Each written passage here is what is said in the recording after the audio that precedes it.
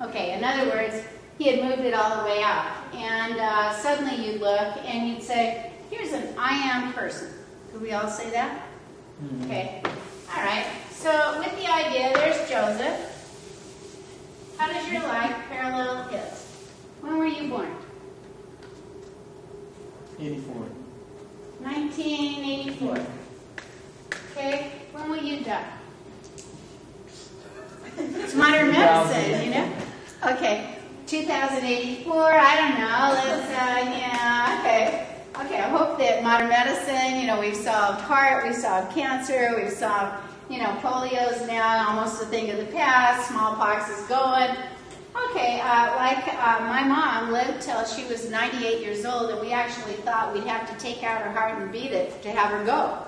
You know, so, okay, we're going to give you a really long life. How long did the Lord wait to talk to you? Okay, let's do the verse in, like Joseph. 2056. 2056, he's just, you know, okay. Okay, how old are you? Teenager? Okay, teenager, otherwise you may not be here. Okay. So do you see some parallels? All of a sudden, you know, there's a time that everybody's going drinking. And it's, I don't know, they're all going to some kind of movie.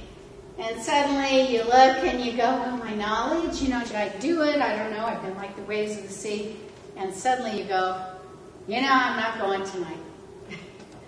And they're like, what are you talking about? You know, we're all going, you always go. And you go, not anymore. Did you lose friends? Mm-hmm. Okay, yeah. They're like, geez, you're always fun. What's up? And you go, you know, I just drew a circle around me, and suddenly I want a different life than you guys are having. And, you know, you're rebellious because suddenly you're looking for the Lord. Okay. You know, other friends are looking for drugs, you know, they're looking for something else, and suddenly you go, no, that's me. I've kind of made a decision here. And for some teenager, anybody earlier? Okay, so how's your life been since that one decision? Yeah. Okay. Yeah, and you go, okay, Heavenly Father, you remember me. Okay, so the question then comes, okay, when are you going to plan out until finally it really is said, well done, thou good and faithful? You know, will you have experiences in your life like Joseph Smith with Martin Harris? You know, Martin Harris is saying, come on, I want to take the manuscript home to show my wife. You know, and Joseph asks once for him, and then he asks the second time, and then he asks the third time, and Joseph goes, oh, okay. And then you're like, wow, everything kind of falls apart. Oh, you know, forgive me, I'm back. Tell me, is the Lord very forgiving? Yes. Okay, absolutely. Is it more forgiving than your mother's? Yes. Okay, I actually think so. Okay.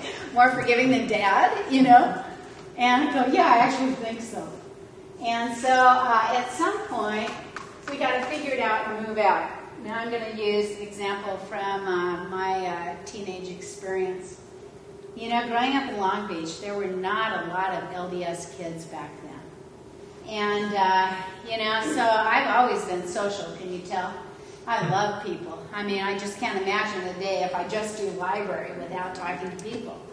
And so you'd say, what were my friends like? And I'd say, the wildest people you've ever seen.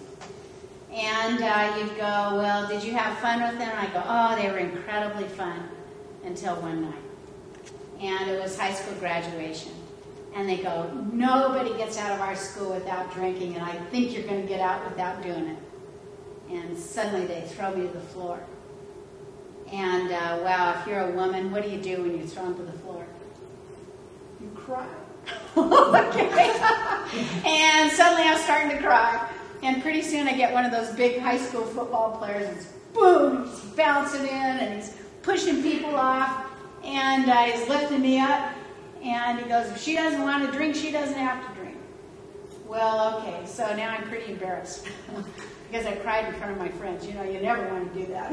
I'm always funny. What am I doing? And anyway, pretty soon I found myself to the door, and luckily, you know that word of wisdom, run and not be weary, walk and not faint, you know, it really works. And pretty soon I'm running, and I'm running miles. I'm running through neighborhoods where my dad had said, you know, if you've ever driven your car through here, you lock the doors, you got flats, you just keep on moving.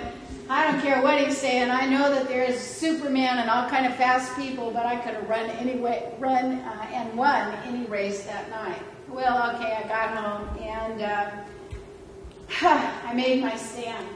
But you'll notice my stand was, I had to run to make it. Okay, because I just couldn't be with my buddies. And, you know, the next day and days after, I got all kinds of calls for apologies. Well, okay. Anyway, everybody maintained, you know, I felt like I was good, and hey, they're forgiven, and, you know, don't worry about it, well, I'll be friends. Well, what's the impact? The impact, a decade plus later, I'm at BYU in Provo. And suddenly, while at BYU in Provo, I'm at a swimming pool. Obviously, I love water. Okay. I'm at a swimming pool. There's no beach. Provo would be wonderful if we had the beach, but what do we do? Okay, so I'm at a swimming pool, and, you know, got my family, and all of a sudden I hear from across the pool a woman screaming, "Susie, is that you?" And I'm going, nobody calls me that and gets away with it. And so, okay, all of a sudden she's running over to me, and she goes, "Do you remember me?" And I go, "No, I'm sorry, I really don't." She goes, "Well, we didn't really know each other." She says, I grew up in Long Beach, and she says, "I only saw you once, and it was at a party." And I go, "Really? I went to a lot of parties." And she goes, well, this party," she goes, "I went there, and suddenly you were on the ground. They wanted to have you drink." And I go, "Well, yeah, you know, some parties you never forget. Other parties all meld together, but the one that, you know, is a sad, you know, bad, you remember." And I go, "You know, I actually do remember that party." And she says, "Well, I was there. Did you ever hear what happened afterwards?" I said, "No, I didn't hear." And she says, "Well," she says, "after you left, you know, people said, 'Well, where is she? And why would she be so upset?' And she said, 'Well, somebody said you were a Mormon, and the Mormons don't drink.'" And she said, well, years later, she said, "I'm at home in Long Beach, and suddenly there are these two handsome men knocking on the door.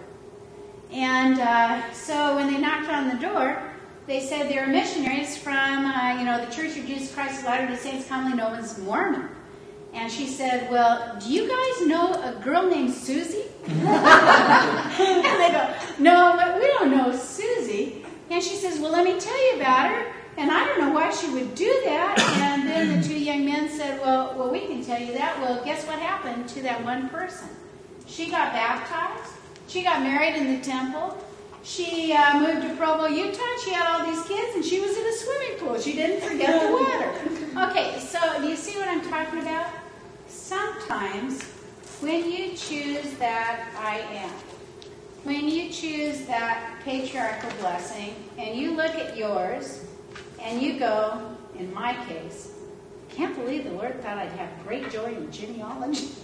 How much does he know me?" Okay. And all of a sudden I go, "Okay, you know, I'm going to try that." And then all of a sudden, well, okay, my husband's just walked in. And I'm going to tell you about when we met so that you can see the great joy. You know, you can imagine if you're noisy, you date. What do? You're quiet, you'll sit home. And I don't really think it matters what you look like, but the noisy people tend to, you know, everybody likes them, because then it's not the awkward, "What do you talk about?" And so everybody knew motor mouth, obviously she's going to go out. Well, I had several men that actually thought, you know, I would be okay, but you know what they like to talk about? Football and cars. Well, okay, so I'm now dating my husband, and it's going nowhere. And, you know, he's just like another one. You know, I'm like, oh, okay. Will there everybody be anybody that kind of seems like me? And suddenly, as we're talking, I say, "Well, tell me something unusual about you." And he goes, "Well, I'm actually head of my family genealogy." Suddenly, I find myself sneaking across the couch. Like, really? Oh, okay. Well, before I knew it, marriage happily ever after. Now, but tell me, he's an Ephraimite. Would he be happy every day? No. 9 days out of 10. 9 days out of 10, we're doing better than most couples, because, he has all those characteristics of Ephraim, and I'm sure as a woman I have the same ones. So what can I say? I can say I am very grateful to a patriarch who could tell me where in my life great joy would be. Okay, can you see that? I am very grateful to a patriarch who could tell me what are my strengths, what are my talents. When instead of my looking at a neighbor going, oh, wow, look what she can do. It's so unfair because I can't do that. Okay, instead of doing that, I'm now going, oh, I like me.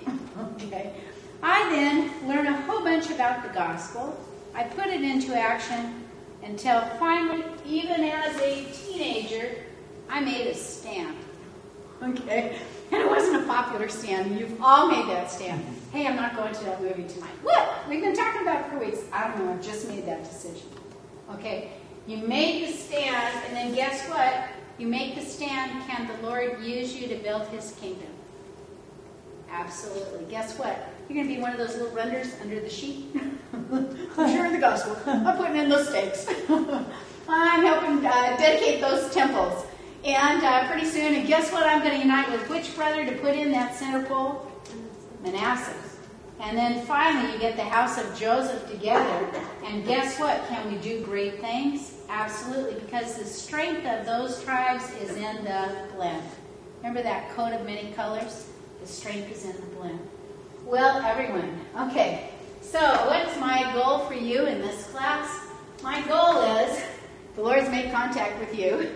You've made contact with Him. You've made covenants. You've made commitments.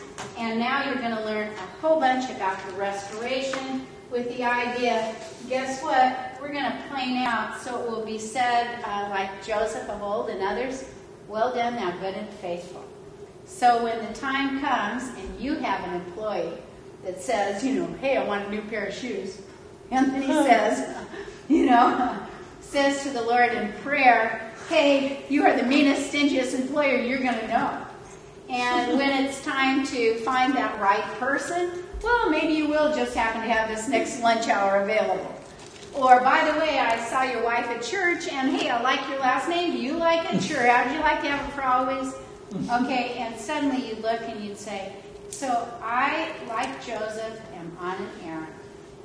And I, like Joseph, have something important to do in this life so that it will be said, well done and good and faithful.